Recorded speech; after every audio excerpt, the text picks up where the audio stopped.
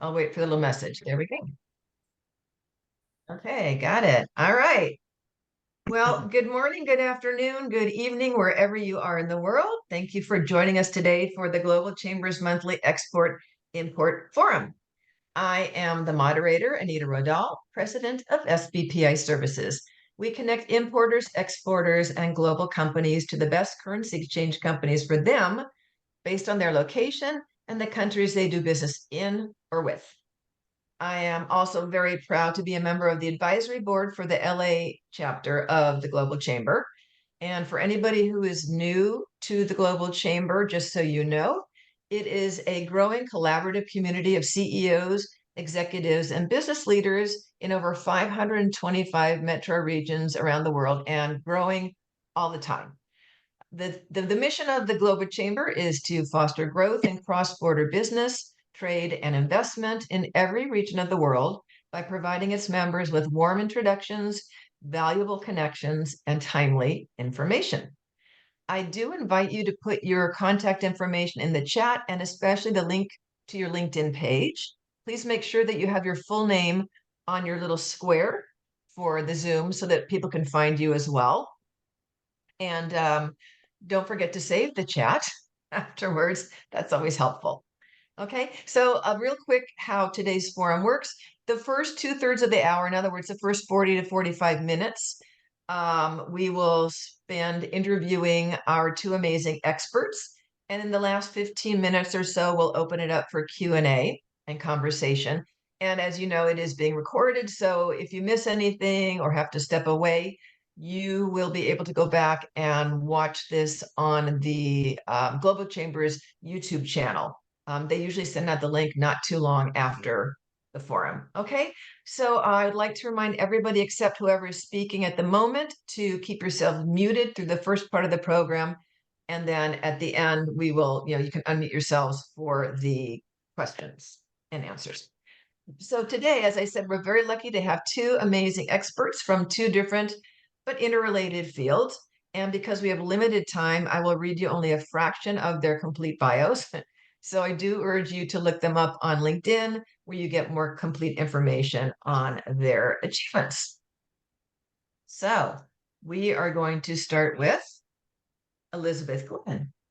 And Elizabeth is the founder and president of EMG Global Business Solutions.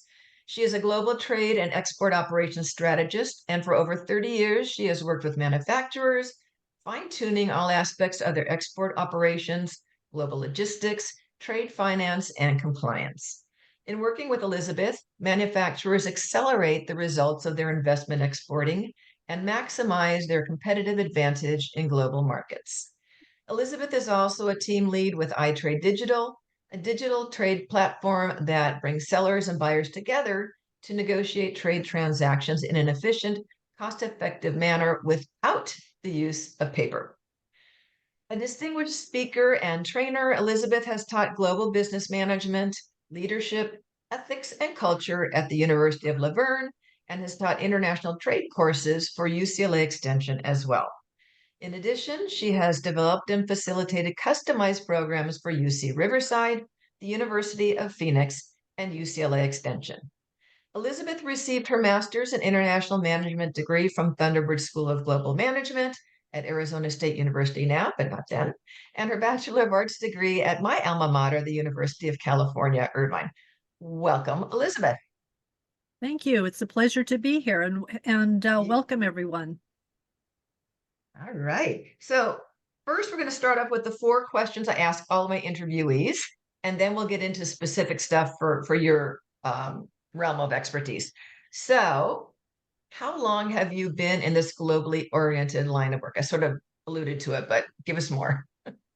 I've been involved for 30 plus years. I originally started working for the airlines, ended up in the global logistics, spent 8 years there. And then since then, the last 20 plus years, I've been working specifically with manufacturers to help them position so that they can access more export sales.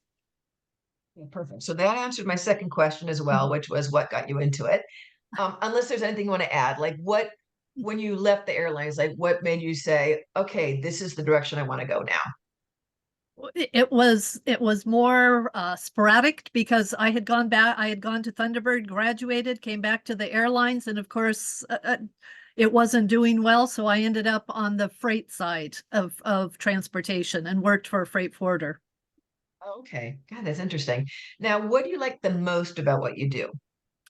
I love the diversity. We're always learning. It's never, the one thing is that you understand about trade is once you understand the format, you've got the entire world. So it's always changing. It's always exciting. And you're always meeting wonderful people. Yeah, no, I absolutely agree with that. Um, Theory, can you mute yourself, please? Anybody who is not either Elizabeth or Jorge, keep yourselves muted, please. And then Elizabeth, what do you like the least about what you do? Surely there's something.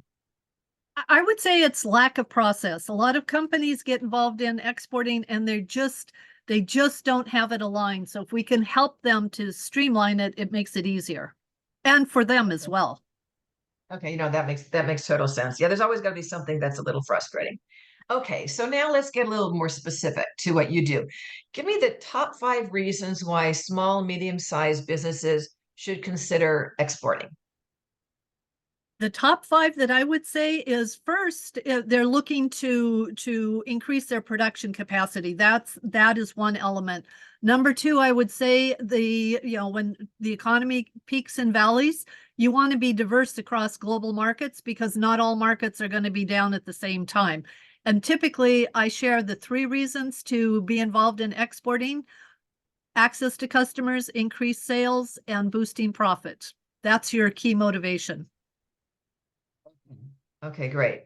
Um, Now, what types of products can be exported to global markets? Oh, the diversity is amazing. I've seen scholastic products, machinery, aircraft, food products, sports equipment, supplements, cosmetics. In fact, we're going to be working with a group of companies that are looking to export cosmetics throughout Africa. Your challenge is to find the niche and then exploit it. So can you think of any product that you couldn't export? I mean, FDA or, regulations notwithstanding, like, can you think of anything that couldn't be exported? Um, there's probably very little that can't be exported, but of course, if it has anything to do with defense, for example, it's going to have a lot of restrictions. So you have to be aware of those, that you have to be aware of the compliance. And then, of course, medical products are fairly rigid because of anything that touches the body or anything that's ingested that you eat is going to be subject to more regulation. Okay, and then what things like UL rating and whatever the European equivalent is, um, could not having one of those ratings stop somebody from exporting an electronic or an electric product to another Well, country?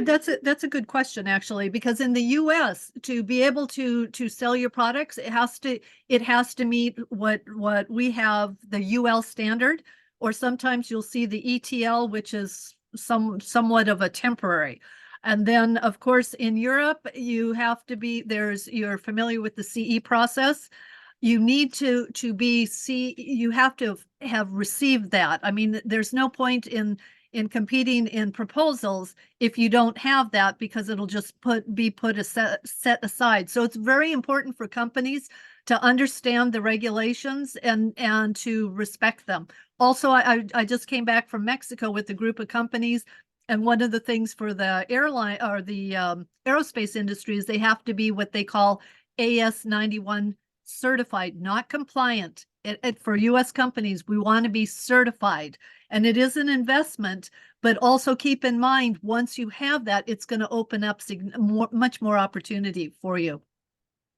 So, since we're talking in acronyms here, so UL, for those that don't know, stands for Underwriters Laboratory. The E, I assume, is European certified European, Because, but you it's know, for electronic. It's for electric and electronic I think it stuff, goes right? beyond that. Jorge, do you know what the CE stands for, or does anyone? I've always known it as CE, and that's one of the things that in this Same in here. this field you have to get comfortable with acronyms. And if you don't, If somebody uses an acronym that you don't understand, ask the question, because it's very important in trade to understand what's going on so that you're not caught off guard, which is going to impact your profit and your ability to excel. No, absolutely. And for years, I didn't know what UL meant. And then I finally looked it up. I'm like, okay, underwriters laboratory. So they do the studies and the research to make sure that things are, in fact, safe and have done XYZ to be in compliance with whatever they're supposed to be compliant with. Okay, Sorry. fantastic. C is So, in French. C is in, I just Googled it. C is in French and it's conformité European. I don't know how to pronounce Okay, that. European That's it. conformity. Exactly. Okay, so meaning thank you. passed the mustard. Yeah. Okay. So thank you. See. Okay. So, if you're a manufacturer and you're just starting out now, why should you focus on exporting to smaller global markets as opposed to larger global markets? And that's a good question, Anita. Companies that are just starting out exporting, it's going to take you a little bit of time to learn the ropes. It's better to test it in smaller markets. It's not as competitive. If you're going to China or say Germany or the UK, these really sophisticated markets, it doesn't pay to go in as a newcomer. You would be better served to go to a smaller market, work out all the kinks so that when you do go into the more competitive markets, you're really well positioned. And that will provide you a competitive advantage, which in the marketplace, if you're easy to work with and you're responsive, that in itself is a huge competitive advantage for small companies. Yeah, people don't like difficult people in any aspect of business. Yeah. Okay, that makes perfect sense. So along those lines, if you are just starting out in exporting, um, what other global markets should you consider? Other markets of course, in the US, it would make sense for us to start in Canada or Mexico. But if depending on where you are, there are a lot of free trade agreements between our countries and other countries. Oh. Those would be primarily the markets that you want to start with, because there are bilateral agreements and they want to do business with each other. And typically the duty rates will be less restrictive. So you're actually better off to do that. And for the US, we have Israel, we have Panama, we have the Dominican Republic. There's a whole list of there's maybe 14 countries that we could work with. And then of course the European Union it opens up a whole 27 countries. So it opens up, you want to take that into consideration, because if you can get into a block, that's going to it's going to make it easier to accelerate your return. Exactly. Do the work once and then have it go off into the world. And I'm impressed that you know 27 countries in the European Union. I think Not, but I'm going to assume it is because you said it. So yeah. Thank you. you're welcome. Okay, so let's talk tips for small and medium-sized enterprises so that they can position themselves when they're competing in key global markets, because we know that competition can be very fierce. So what can a small company do to position itself to compete with the bigger companies? Well, being responsive is probably one of the biggest benefits. And I will tell you, when I got recruited out of transportation, I was recruited by a small company. And in 2 years, we nearly tripled their business. And it was with existing customers, just because we were responsive and we could deliver. So that's a competitive advantage that you as a company would have. And I would encourage you to look at that. Also, what is your unique capability? Leverage that, because that's really important. If you have a unique capability, you want to highlight that in your marketing material on your website, when you go to trade shows.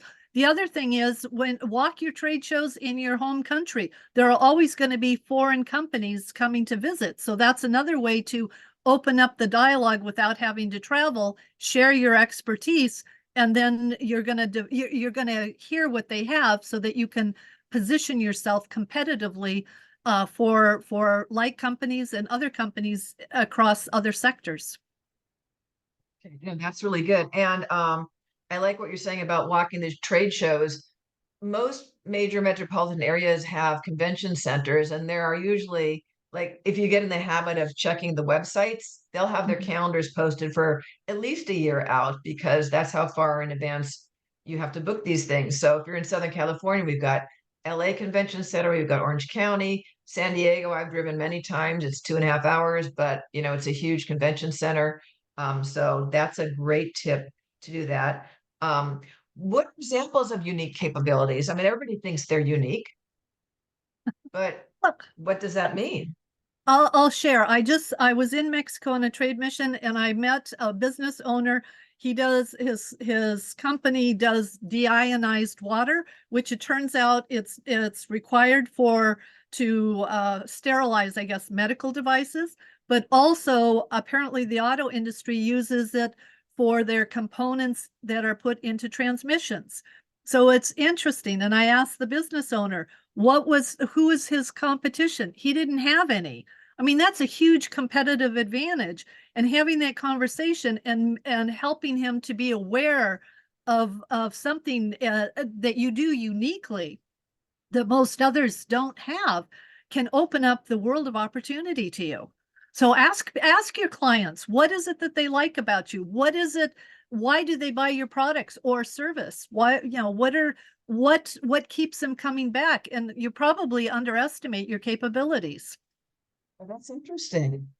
It's good to get somebody else's perspective because we're oftentimes actually like not quick enough to sing our own praises. We do things well and we don't give ourselves credit for it, but somebody else recognizes that, and it's one of the reasons why they choose to work with you. So that's Exactly.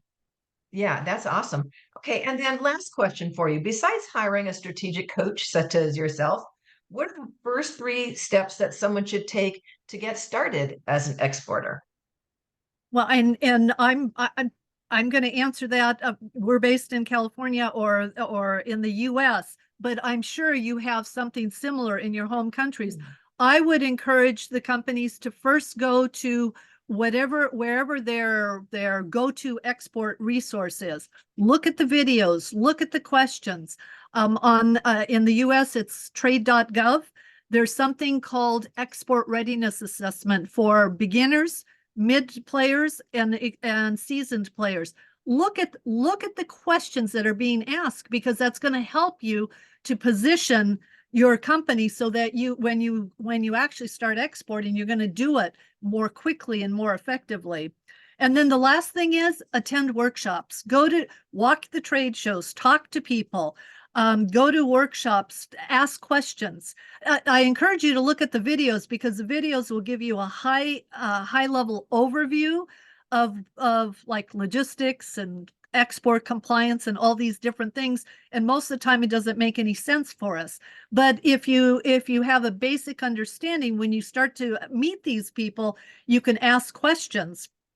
And the other thing I would tell you is, when you ask questions and you're looking for attorneys or freight forwarders or resource people, are they willing to help you? Because the hardest step is the beginning, and you want to work with companies that are going to help you. If they're not willing to help you, or they don't have the time, because some of the big companies, they're not interested in working with you when you're starting. Once you're highly successful, then 300 companies will come to your door. But that's something you want to take into advantage and leverage that. It's a process, but you can accelerate that process and maximize your investment. Okay, thank you. Elizabeth, thank you so much for sharing your information. I know how much you have in your brain because I've been at your training sessions, and I would encourage everybody to reach out to Elizabeth. She can do amazing things for exporters. So thank you so much, Thank and you. stick around for Q&A after we finish up talking with Jorge. All righty. So now let's switch gears over to Jorge Canedo. And Jorge is the co-founder and director of Compass for PL Logistics. Um, Actually, let me say something so you show up on the big screen. Jorge, say hello. I'm here. No, say hello. There you go. Okay, that's where I want you. Okay, all right. So I will continue. All right. So Jorge is an entrepreneur with deep-rooted expertise in supply chain management. Jorge has a stellar 20 plus year track record as a global executive and has consistently delivered multi-million dollar savings for industry leaders like Cemex, Cargill, and Vestas. Jorge's strategic prowess lies in revolutionizing supply chain processes across Europe, Australia, the United States, Mexico, and Latin America. As the mastermind behind Compass 4PL, Jorge leads a team dedicated to crafting customized logistics solutions for U.S. and Mexican companies operating in the North American Free Trade region. Additionally, Jorge holds the esteemed position of Regional Vice President for Amacarga's Northern Zone, spearheading innovation and driving unprecedented growth in the industry. Amacarga, by the way, is the Mexican Association for Cargo Agents. Welcome, Jorge. Thank you very much, guys. Alrighty. Morning. Right. Thank you. Thank you for being here. Sorry, I forgot to bring a shirt. I'm at the beach right now with my family, and when I was preparing for the webinar, I just realized I didn't pack anything more formal than this T-shirt. So I'm really sorry for that. That's okay. We're here to hear what you have to say. And Thank we're you. jealous that you're at the beach on vacation. So Thank you. thanks for taking the time to do this. Anyways, okay, so let's start with the 4 questions that I ask everybody. So just like I asked Elizabeth, um, obviously you've been in this line of work for over 20 years. So we know that. But what got you into this line of work? It's a very interesting story. I'm a major in technology. I'm a software engineer. I'm a programmer by schooling. But when I got out of college, I studied in Mexico. So I got out in '99, and I was looking for a job. I was doing some programming for small companies.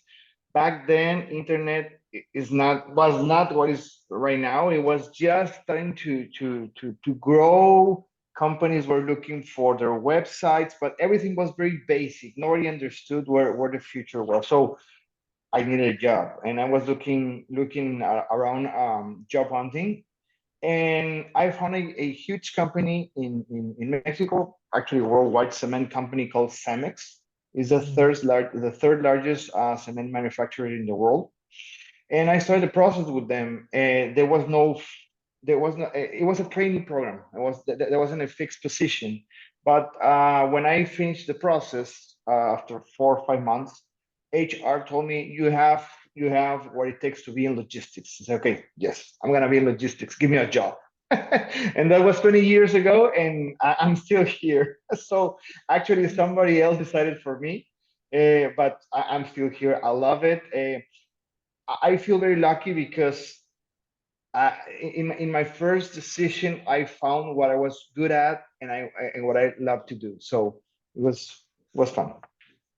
You made the decision. No one made it for you. You could have left any time, but you chose to stay. So good for you. Exactly. Yes. So clearly you like what you do. What do you like the most about what you do? Just real briefly. I love to solve complex problems.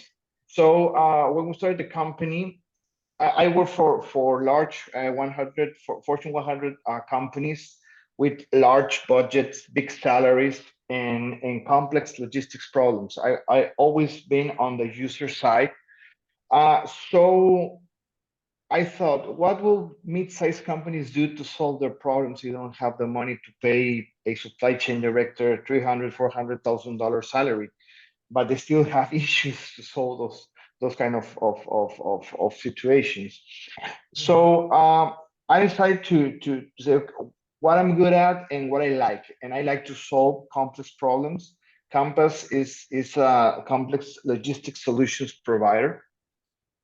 So you bring all the variables to the table. We discuss your requirements.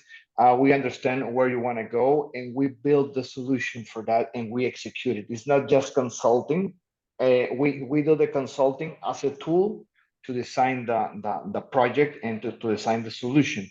So Okay. for me, to be honest, it's quite fun to get all those variables and put them together and start building something interesting for So your business. it's like a life three-dimensional Exactly. human puzzle. Exactly. We start Fun of working that. like the Yeah. Minority Report with the screens and everything, with all the information. We start moving everything around. Yeah, how fun is that? Yeah. Okay, but surely there's something you don't like about it. What is the one thing you like the least about what you do? Uh, like in the medical profession, to give bad news, it's really horrible. Or maybe all or most of you guys saw the news 2 days ago about Baltimore, the crash, Mhm. the container vessel had with the bridge, and those are some things that are out of our control. But customers get impacted. We get impacted because there's a liability there for us also, straightforward. So Sure. we need to give bad news. Those are some things that can be covered by insurance. But at the end, all the repercussions regarding lack of inventory, regarding cargo that is not gonna arrive on time, and maybe a contract is gonna be voided or something. Wow. Those kind of situations are really bad. We Nobody got we likes had to be an, the an, bearer an of bad news. we had an accident a week ago. One of our trucks busted into flames just out of the blue. The truck was on the road and the engine just blew. Everything was fine. The driver is fine, but the truck and the cargo was completely lost. So those kind of things are like, we need to talk to the customers. We need to be a small, I don't know, to work to provide it in the most positive way. But at the end, they're bad news. There's good news and there's bad news. I can't figure out what the good news is yet, so let me start with the bad news. Yeah, that's tough. Yeah. Okay. All right. So now let's do some more specific questions. What do logistics companies and service providers do? Like it's a big term, logistics. Mhm, What is mhm. it that you do? Well, yeah, it's a big term because different companies give different focuses. Some and most of the companies around there in the market, especially the big ones, they provide a transportation, storage, or handling service with a small profit. Um, they do like a large list of options compared to going directly to the asset owner. Uh, but that's most of the companies. A couple of years ago, before a little bit before COVID, the market started to shift, and a bigger focus on complex solutions were put into place.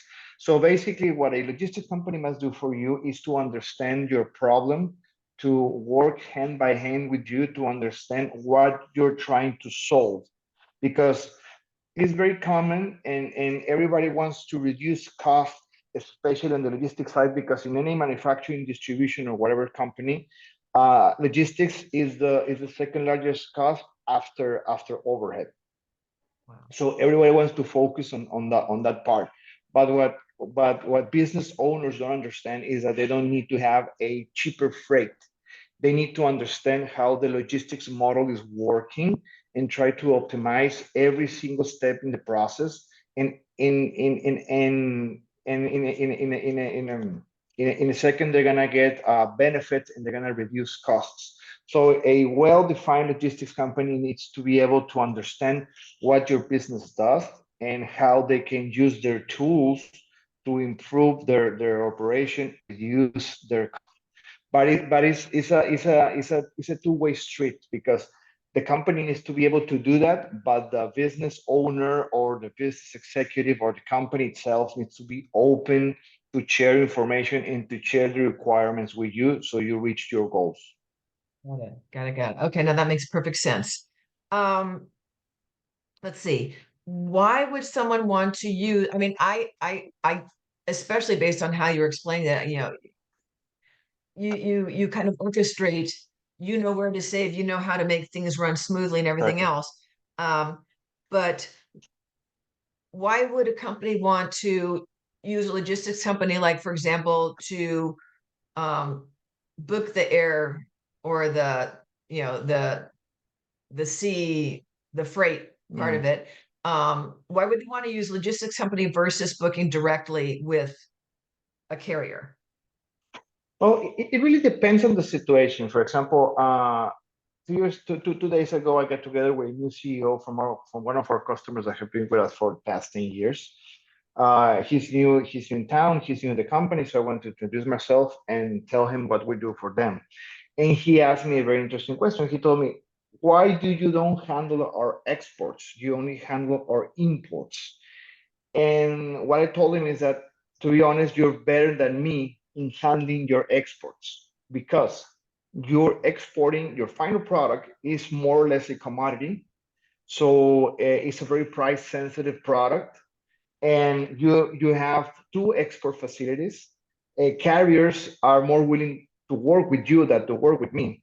So you can go with these 10, 15 carriers you have right now that you have been working with them for the past 15, 20 years. Some of them, the owners or the owners of the company already are retired and now their sons are working with you. So you have very good pricing. They understand your processes. They understand the way you do business. So that problem is already solved. It's like if I get in the middle, I'm gonna be an extra step, and maybe it's gonna make it more expensive and it's gonna make it slower.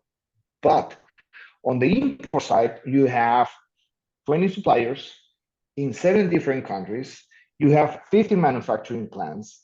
So mix those 20 suppliers, 7 different countries, 15 plants, and multiply all the combinations you can have, and it's a huge mess. So if you try to book your air freight from Korea to get into Mexico City, then move to Toluca, or to ship from Shanghai and LCL to Long Beach and then move it to Calexico. And you have a lot of moving parts, a lot of small, mid-sized products, sometimes full containers, sometimes small boxes of 2, 3 pounds. But there are cases where that 3 pound spare part is more important than the machinery coming in the full container because the whole plant stopped. So I take care of that complexity from you. Maybe on a cost standpoint, you have more opportunity in reducing on the export side because you have 20, 25 trucks going out every single day. And if you reduce 5, 20, $50 per truck, you're gonna make millions in savings. But if you don't have me on the import side and a plant stops because I did my job wrong, or I did a wrong job, or I made a bad You in the decision first for you, place. Yeah, yeah, it's gonna be more expensive. So got it. that's a small big difference of using a logistics company than going directly to a carrier. Sometimes many users get confused and say, okay, if I work with a logistics company, I'm exporting 5 containers per day. And if I work with Jorge, maybe I'm gonna get savings. They're always looking for a lower freight, a cheaper freight. To be honest, in the long term, there's no opportunity there because at the end, things have a cost, and the market is the same for everyone.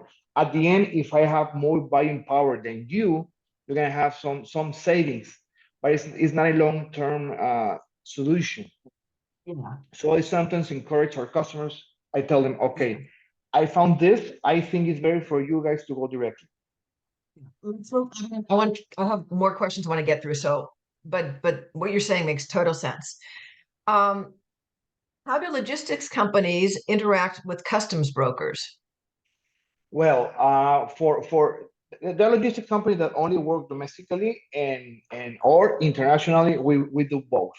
So we need to have we need to understand the customs process in each country we work with. For example, we do a lot of customs in the U.S., Canada, and in Mexico, obviously. As a customs broker, as a logistics company or freight forwarder, depending on the country, you can have different approaches. For example, in the US, you can have a licensed customs broker working with you inside your company. The person directly executes customs as part of your team. In Mexico, all these licenses are more like a royalty title that not many people have them. So they have their own companies. they're usually very big companies because the customs process in Mexico is more bureaucratic and more complex than the US or Canada. So it doesn't matter the complexity of how each country works. We need to have a strong relationship with a customs broker. It can be our customs broker to help the customer with their operations, or it can be our customer's own customs broker, and we need to build a good relationship with them. There's no competition, or there should be no competition, because sometimes some customs brokers want to start to do logistics and thinking that it's easy, so things go wrong. So it's very important to build a one-to-one relationship in order to think about the customer first. So we need to be very close with them. And as a logistics company, we need to understand the process. We need to understand a little bit about the law. It's not important to be experts. We need to have an expert to go and work with. So I don't know if that makes sense. works. Okay, perfect. Now, somebody who is getting ready to move stuff around, how do they choose the best type of transportation for their shipment? Okay, that's a good one, because we get calls every day saying, this is very urgent. Please quote ocean and air. Huge difference. Air, it's 24 hours, ocean is 25 days, and the price is gonna be very different. But at the end, that's something we try to work with customers, because fast is not gonna be cheap. Cheap is not gonna be fast. So what are you looking for? And it depends a lot on your logistics planning. Many manufacturing and distribution companies, especially the mid-sized ones, don't have somebody specializing in logistics. They have somebody to do shipping, which is very, very different. They just fill paperwork, they just file things, they just do some calls, but they don't do logistics planning. They don't coordinate sales, manufacturing, warehousing. There are a lot of silos in the companies which you need to align to reach the solution. So having that understanding, it will really depend on what you're trying to solve. If your cargo is urgent, you need to be able to understand that your budget maybe get hit. So time and budget are the two main variables that you need to consider. And depending on your country that you're shipping to, also security and safety. For example, if you're gonna ship to Mexico and you're gonna ship high value cargo, like for example jewelry, you're not gonna use ocean, because you're gonna get the cargo is gonna get stolen. You need to ship air, and it's still you have a risk there. For example, cell phones also uses air. Laptops, you can use ground if you come from the US, or you can use air. It depends on three variables: cost, time, and security. So it's a case by case scenario. Okay, that makes perfect sense. And then just as a matter of trivia real quick, and then I want to open it up to questions. How much does a full container hold? Like how is that Good quantified question. when you're shipping? Oh, I'm getting a full container. A full container of what? Like how many pallets? Like what does that even mean? Well, it really depends where you're shipping from. For example, if you're shipping from China, the cargo may be flow loaded. There's no pallets involved, so they tend to get you do get a full container load there, because the cargo is like Tetris. They put it everything, so you get a full container. On a 20-footer, which is the 1 TU, let's say the basic one, you have something around 33 cubic meters, which is around 1,100 cubic feet, more or less, from top to bottom, from side to side. Uh, on the cargo capacity on the payload is something around 28 metric tons. There will be something like 55,000 pounds, more or less. But it's very important to remember, and especially when you're shipping from China, where you can get heavy goods, it's very important to remember that the container itself has a weight. A 20-footer weighs something around 2.1 metric tons, and the 40-foot something around, depending if it's regular high cube, 3.7 to 3.9 metric tons. So when you get that on top of a truck and try to deliver from your 44,000 pounds, you need to deduct the weight of the container, or you can unload it at a container freight station at the port, and then you move to a dry van and you take full advantage of the full capacity you can get in the container, and you do just a local movement from the port to the warehouse, and then do a dry van delivery. So capacity wise, and on the pallet side, something around 10 pallets. But you're gonna get palletized cargo if you ship from Europe or countries like that, Korea, Japan, something like that. And if you go to a 40-footer, you have double capacity in pallets. You can double stack. It's 20 pallets more or less. 67 to 70 cubic meters, depending if it's regular or high cube. High cube, you have like 30 centimeters more to on the vertical side, and something around 70 cubic meters. It's very important to understand that world markets work in a metric system. So it's a little complex for me to translate into pounds. That's why you want to hire, if for nothing else, because you understand the metric system and we don't over here. So anyways, okay. So thank you so much, Jorge, like wealth of information. I think you drive home a very important point, which is actually what my wedding photographer said one time. He said, good photographs are not cheap and cheap photographs are not good. And in your world, cheap freight is not good and good freight is not cheap. So there's the takeaway. So we're going to open it up to everybody right now. I'm going to switch back on my side here to gallery view.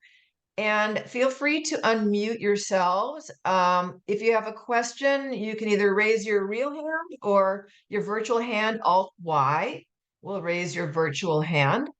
So does anybody have any questions? And Anita? yeah, Elizabeth. I would just like to follow up on what Jorge said, because he made some very important points. That freight forwarder, think of them as the travel agent for your cargo. It's a partner. It's very important. Their knowledge is critical. And also, you mentioned the containers. For example, in coming into California, even though in China they can load the container up to maximum capacity and weight, our trucks have weight limits here. So that's something else you need to be careful in whatever country, because if it exceeds it, you get restricted and it could incur penalties. So that's something to be aware of. And then the last thing is the customs broker. They are another partner, the freight forwarder customs broker, but the customs broker clears the goods into the country. They understand the regulations, they understand the duty. They also have the relationship with those bodies, which we as independents would not have. So, and I've maybe known 3 people that have tried to do it on their own. Yes, is it cheaper, but you don't have the relationship. People don't realize how complex it is. So a program that company like Jorge's brings is extremely valuable. Now you need to find out which company can help you based on what your goods are, where you're going, and what your needs are. Thank you. Really good points. Jorge, one of the things I wanted to ask you real quick was, like, what are the pros and cons of shipping? Because we talked about, how much a container holds, and I guess until you know what your product looks like when it's palletized or when it's getting ready to ship, it's a hard concept to wrap your brain around. But so containers is only an issue if you're shipping, I guess, by sea or maybe by land. But when you're trying to decide, do we do a full container? Do we do a half container? What are the pros and cons of full versus partial container if you have a choice, or you're trying to weigh the benefits? Well, the thing in every mode of transportation, you can have partials and you can have full service. For example, you can have cargo in, let's say, air freight. You can consult cargo with other shippers, and cargo gets consolidated in a small cocoon. I don't know. I remember the name, and it gets shipped every week. So it's cheaper, but it's gonna take a little bit longer than doing a direct shipment, let's say from Pudong to LAX. If you ship with passengers, you can get out every day, depending on the service. You have next flight out, you have next day, and you have regular air freight, which is 2-3 days after you got the cargo into the airport. So you can consolidate. It's gonna be cheaper, but it's gonna take longer to do it. And also it's gonna get more manipulation, because if you ship directly, your cargo is gonna get palletized, it's gonna get into the plane's belly, and it's gonna get down and delivered to you. If it gets consolidated, it's gonna get bundled up with somebody else's cargo. And there's some cargos that cannot fly passenger, for example, hazmat, some batteries and specific like that, they need to go in cargo planes, and you don't have any other option. In ground transportation, in ocean transportation, you have FCL, which is full container load, LCL, less than container load, full truck load for ground, LTL, less than container truck load. So both cases are basically the same. You have the container for yourself, or you have the truck for yourself. You pay for the whole box. You can put one pallet, or you can fill it up. Depends up to you. If you use consolidation services, your cost goes down, the time goes up. Remember, cheaper freight, longer times. But the biggest problem here is manipulation. If your cargo has the risk of being damaged because people are gonna touch it, because they need to put it in a container, take it down in a terminal, then they're gonna put it back in another container, because the container is gonna do connections around the world to get to the final destination. That handling can sometimes lead to damage. And people think, okay, if you damage my cargo, you're gonna pay for it. Yes, there's a liability there, but sometimes it's cents per pound.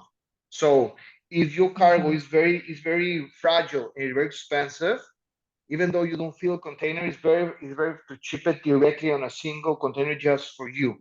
If your cargo is not that prone to damage, is not urgent, and you want to reduce cost, you can consolidate. Things like bug infestation, like if you have something that could catch a bug from somebody else, and then you have to prove where that bug, where that bug That's very hopped on important. board, because insurance may not, everybody's going to say, no, it wasn't me. So if you're sharing with somebody else, they could And another thing, actually, and this is very important, two situations, and one happened last year, and we had a problem at the beginning of the year. You get your cargo consult with a lot of shippers. So if one of those shippers is not in compliance, the whole container gets detained. And in countries, for example, like the US, well, they check the cargo, and they move things forward a little bit fast, 15 days, 20 days. But countries like Mexico and sometimes in Latin America, the whole container gets detained, goes to a security zone, and can be there for months.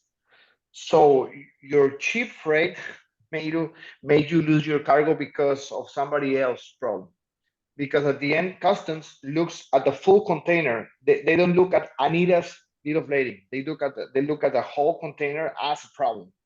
So those are some of the risks on top of what you're saying. And the other problem was, if you have some cargo that can, for example, have a leakage or a infestation problem and get into your cargo, well, that's something that also happens. which highlights the importance of having cargo insurance. Because to Exactly. Jorge, correct me if I'm wrong, but if there's damage on a container, I believe that the steamship's liability is $500 per container, which is Nothing. nothing. So Yeah. it's I can't remember what it is for airlines, but it's important that you consider insurance, especially if there's a mishap. Exactly. And for workers' liability also, it's something, it's in Swiss francs per pound. It doesn't go up more than $2,000, something like that.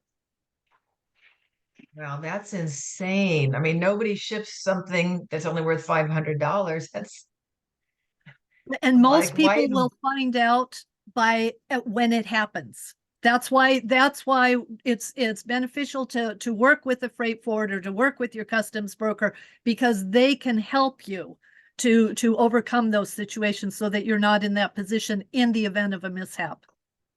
Yeah, And I think people insurance that, is very cheap. Insurance is very cheap. Compared to the alternative. Yeah. yeah, I can't imagine not sending something that hasn't been insured. Like that would be insane. And Laura, I see you nodding your head. You've had experience with that as well? Wait, you're mute. There you go. Yeah, I'm just, previous years, just personal experience, with products, that I purchased or shipped out. So, yeah, it is. Insurance is so important. Part of insurance is like you hope you never need it. It's like bringing your That's umbrella right. with you will pretty much assure that it's not going to rain that day. But if you don't bring your umbrella, you can expect to get doused. So, Mhm. yes. I guess All it's right. it's better to have it and not need it than need it and not have it. Exactly right. Exactly right. Okay, well, we're coming on the top of the hour, so I want to thank everybody. Thank you to Elizabeth and thank you, Jorge, for sharing your expertise with us. I hope everybody reaches out. If you haven't put your contact information in the chat, do it now and then save it before we end the session and reach out to them. They will save your business probably. Okay. And next month, fourth Thursday of the month, I think it's the 25th of April, but stick with Yes. the fourth Thursday. That'll be the right one. Yeah. So we will meet again at noon Pacific time, 3 p.m. East Coast time. Um, that's as far as I'm going in terms of time zones. But wherever you are in the world, you'll be able to figure it out. So we hope to see you all then. Have a great couple of weeks and hope to see you next month. For sure. Thank you, everyone. Thank you, guys. Bye. Bye. Ciao.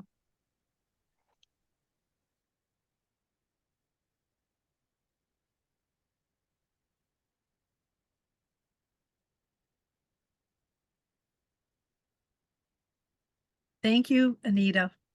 Bye. Thank you, Elizabeth. Have a great rest of the day. Bye, Cliff.